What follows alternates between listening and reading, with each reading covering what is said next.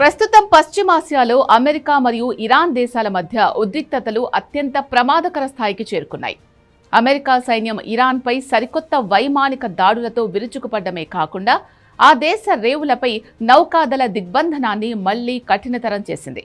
దీనికి ప్రతిచర్యగా ఇరాన్ సైన్యం కూడా మధ్యప్రాచ్యంలోని అమెరికా మిత్ర దేశాలను లక్ష్యంగా చేసుకుని దాడులు చేస్తోంది.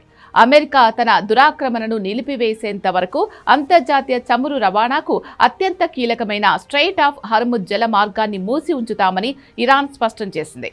ఈ పరస్పర దాడుల కారణంగా ప్రపంచవ్యాప్తంగా చమురు ధరలు ఒక్కసారిగా పెరగడం మొదలైంది.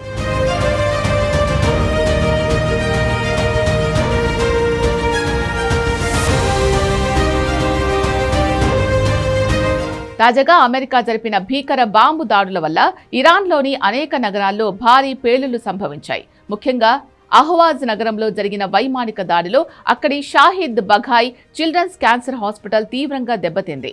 ఈ హాస్పిటల్లోని చిన్నపిల్లల క్యాన్సర్ చికిత్స విభాగం ధ్వంసం కావడంతో కీమోథెరపీ తీసుకుంటున్న అమాయక పిల్లలను అత్యవసరంగా వేరే ప్రాంతాలకు తరలించాల్సి వచ్చింది.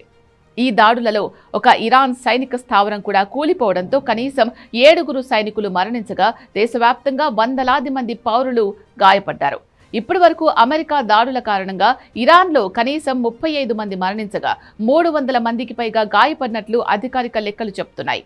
ఇరాన్ రాజధాని టెహ్రాన్తో పాటు ఆ దేశంలోని ఏకైక పౌర అణు ప్లాంట్ ఉన్న బుషెహార్ నగరంలో కూడా అమెరికా బాంబుల వర్షం కురిపించింది. ఈ దాడులపై అమెరికా సెంట్రల్ కమాండ్ స్పందిస్తూ అంతర్జాతీయ జల మార్గంలో స్వేచ్ఛా రవాణాకు ముప్పుగా మారిన ఇరాన్ సైనిక సామర్థ్యాలనే తాము లక్ష్యంగా చేసుకున్నామని ప్రకటించింది.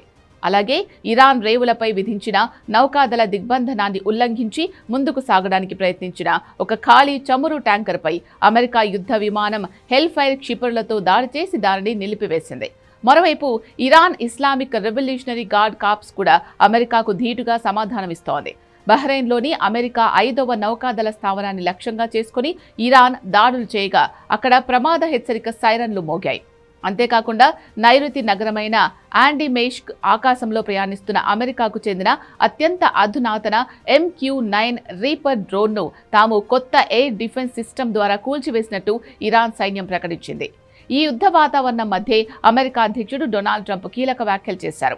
ఇరాన్ శాంతి ఒప్పందానికి సిద్ధంగా ఉంది అంటూనే వచ్చే వారం నాటికి ఇరాన్ గనుక చర్చల టేబుల్ ముందుకు రాకపోతే ఆ దేశంలోని విద్యుత్ ప్లాంట్లు, వంతెనలపై మరింత ఘోరమైన దాడులు చేస్తామని, పరిస్థితి వారికి చాలా దారుణంగా మారుతుందని హెచ్చరించారు. అయితే ఇరు దేశాల మధ్య ఉద్రిక్తతలు ఇంతలా పెరిగినప్పటికీ తెర వెనుక మధ్యవర్తిత్వ చర్చలు పూర్తిగా ఆగిపోలేదు. ఒకవైపు దాడులు జరుగుతున్నా ఇరాన్ గుడ్ విల్ జెస్చర్ కింద గూఢచర్య ఆరోపణలతో తమ దేశంలో బందీగా ఉన్న అమెరికా పౌరురాలు దెనా కరారీని విడుదల చేసింది. ప్రస్తుతానికైతే ఇరు దేశాల మధ్య యుద్ధం క్షణక్షణం మారుతూ ప్రపంచ దేశాలను భయాందోళనకు గురిచేస్తోంది.